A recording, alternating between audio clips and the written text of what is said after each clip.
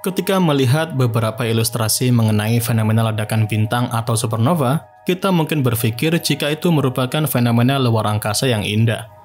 Hal tersebut memang benar, karena fenomena ini menciptakan pemandangan kosmik yang sangat spektakuler dengan awan gas bercahaya dan berbagai elemen berat yang tersebar ke seluruh ruang angkasa. Fenomena tersebut selama ini memang hanya bisa kita saksikan melalui ilustrasi atau dari hasil tangkapan teleskop berbasis di bumi maupun di luar angkasa seperti teleskop James Webb. Tapi buat kalian yang ingin menyaksikannya secara langsung, bisa dibilang waktunya akan segera tiba. Jadi, T Coronae Borealis atau juga dikenal sebagai T Corbor sedang berada di ambang ledakan besar yang seharusnya akan terlihat dari bumi. Bahkan menurut perhitungan dari beberapa astronom, fenomena ledakan itu seharusnya terjadi dalam beberapa bulan setelah bulan Mei 2024 kemarin. Nah, T Corbor sendiri adalah sistem bintang biner yang berjarak sekitar 3000 tahun cahaya yang terdiri dari bintang Kate Putih dan raksasa merah. Sistem ini juga merupakan nova berulang yang berarti sistem ini meledak secara berkala. Jadi lebih tepatnya, fenomena ini disebut sebagai nova bukan supernova karena fenomena supernova adalah peristiwa yang hanya terjadi sekali dan merupakan nafas terakhir dari bintang yang sekarat. Umat manusia pertama kali mencatat ledakan nova T Corbor pada tahun 1217 ketika seorang pemimpin biara Jerman bernama Abbot Burchard menulis tentang bintang redup yang bersinar dengan cahaya terang. Nah, sejak saat itu, manusia telah mengamati dua nova T Corbor lagi dan yang terakhir pada tahun 1946. Meskipun sejauh ini, manusia hanya menyaksikan 3 peristiwa saja, tapi para astronom percaya ledakan itu terjadi secara teratur sekali setiap 79 atau 80 tahun yang membuat kita tepat sasaran saat ini untuk menyaksikan nova dari T Corbor. Ditambah lagi, pada bulan Maret tahun 2023 kemarin, para astronom melihat adanya penurunan kecerahan pada T Corbor yang mengindikasikan bahwa nova akan segera terjadi. Sebelum sistem T Corbor, sebenarnya sudah ada beberapa nova berulang dengan siklus yang sangat pendek. Tetapi biasanya, manusia tidak sering melihat letusan berulang dalam rentang hidup manusia dan jarang sekali yang begitu dekat dengan sistem tata surya kita. Jadi, peristiwa nova T Corbor merupakan fenomena langit yang tidak bisa dilewatkan oleh para astronom dan akan menjadi fokus pengamatan dari para astronom amatir maupun profesional sekalipun.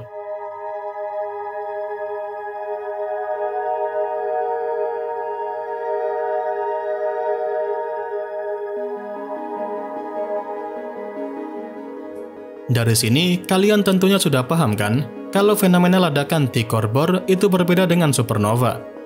Supernova merupakan ledakan bintang yang jauh lebih besar dan tidak terjadi lebih dari 1 kali pada bintang yang sama. Beberapa supernova dipicu ketika bintang besar kehabisan bahan bakar untuk fusi nuklir dan runtuh. Sementara yang lain disebabkan oleh Kate Putih yang mengumpulkan cukup massa. Fenomena supernova juga harus berasal dari bintang yang sangat-sangat masif sehingga gravitasinya mengatasi tekanan mekanika kuantum yang akan menjaga Kate Putih tetap stabil. Kemudian, sementara fenomena nova membiarkan sistem bintangnya tetap utuh, fenomena supernova justru akan menghasilkan bintang neutron, lubang hitam, atau bahkan sampai menghancurkan sepenuhnya objek apapun yang memicunya. Selain itu, supernova juga lebih jarang terjadi daripada nova. Supernova terakhir yang terjadi di Bima Sakti terjadi pada tahun 1604, sedangkan nova terakhir terjadi pada tahun 2024 yang saat ini tengah menjadi perhatian khusus dari para astronom di seluruh dunia.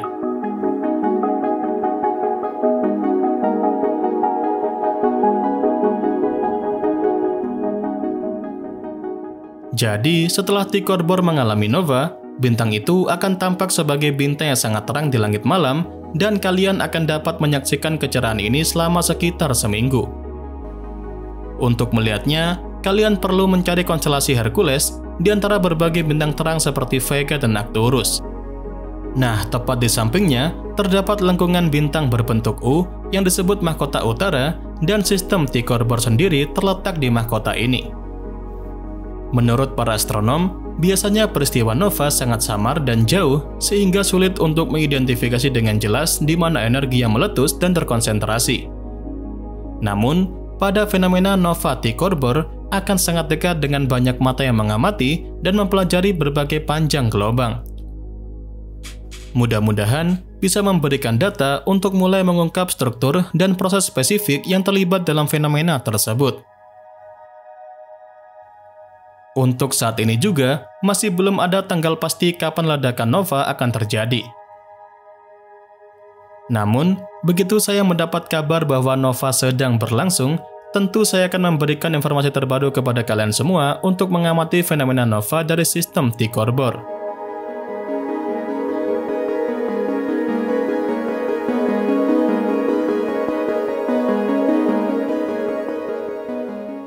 Dengan semua penjelasan sebelumnya, sekarang bagaimana cara melihat nova dari T-Corbor? Jadi, tadi kan sempat saya bahas, jika saat terjadi nova, T-Corbor akan terlihat dengan mata telanjang di malam hari, bahkan dari langit yang relatif cerah, seperti mungkin di tengah area perkotaan. Namun, waktu terbaik untuk mencoba melihatnya adalah segera setelah informasi tanggal pasti mengenai nova T-Corbor telah terjadi, dan untuk mendapatkan pengalaman yang lebih baik saat mengamati fenomena ini, tentunya baiknya menggunakan teleskop. Kemudian, seperti yang tadi saya jelaskan pada bagian proses nova T-Corbor, kalian bisa mengamati bagian langit yang sudah saya jelaskan tadi. Dan perlu kalian ingat, jika fenomena nova tidak akan terlihat seperti sebuah ledakan supernova, tetapi terlihat seperti munculnya bintang baru terang yang sebelumnya tidak ada.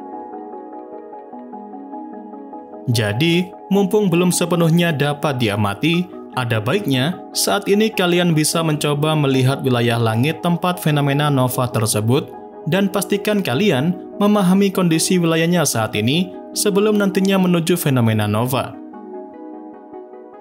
Sekedar tips dari saya, buat kalian yang kesusahan menentukan peristiwa nova ini, kalian bisa menggunakan beberapa aplikasi tracking petak langit di handphone kalian agar lebih mudah saat menemukan wilayah yang tepat untuk fenomena T-Corbor terjadi. Oke guys, buat kalian yang mau mengawasi fenomena ledakan nova dari T Coronae Borealis, kalian bisa menggunakan handphone kalian, karena cukup download aplikasi Starwalk ataupun Stellarium, terserah pokoknya buat tracking langit ya. Di sini coba saya contohkan pakai aplikasi Starwalk. Ini ada di Android maupun di iPhone. Nah, kalau teman-teman seperti ini bentuk aplikasinya ya. Kalau bisa HP kalian sudah giroskop teman-teman, jadi bisa buat menentukan arah secara otomatis menggunakan kompas. Silahkan masuk ke aplikasinya, kalian bisa klik di bagian kompas ini. Nah, ini akan menyesuaikan dengan benar-benar lokasi kita. Nah, kalau kalian bingung, karena di sini kan kita masih bingung di mana letaknya dari T Coronae Borealis ini, kalian bisa langsung klik sini pencarian, kalian ketik. Nah, ini kan tadi sudah saya ketik. Kalian ketik T Coronae Borealis. Nah, ini saya klik, secara otomatis nanti akan ada petunjuk panah seperti ini. Nah, jadi kan tinggal diikuti aja. Nah, jadi sebelah sana. Ini kan di dalam ruangan. Jadi kalau di luar juga sama. Jadi sekarang arah dari Coronae Borealis sebelah sana. Jadi bisa kalian zoom seperti ini. Nah, pada intinya nanti kalau saya mau mengamati super ledakan novanya, jadi saya tinggal ikuti petunjuk ini, jadi ke arah sana gitu loh guys. Nah, jadi kurang lebih seperti itu buat kalian yang memantau ledakan nova dari T Coronae Borealis. Saya ulangi sekali lagi, jika untuk melihatnya, kalian perlu mencari terlebih dahulu konstelasi Hercules di antara berbagai bintang terang seperti Vega dan juga Arcturus. Nah, tepat di sampingnya terdapat lengkungan bintang berbentuk U yang disebut sebagai mahkota utara. Nah, dalam mahkota tersebutlah terletak sistem T-Corbor yang akan segera mengalami fenomena nova. Dan ya, itu saja yang bisa saya sampaikan pada kesempatan kali ini. Seperti biasa, semoga dapat memberikan pengetahuan baru seputar dunia astronomi sekaligus hiburan untuk kalian semua. Jangan lupa, kedepannya masih akan ada banyak lagi pembahasan menarik seputar dunia astronomi yang akan saya sampaikan. Dan tentunya bakal sayang banget untuk kalian lewatkan. So, tetap stay tune terus ya bersama kami Nasi Angkasa, media astronomi Indonesia.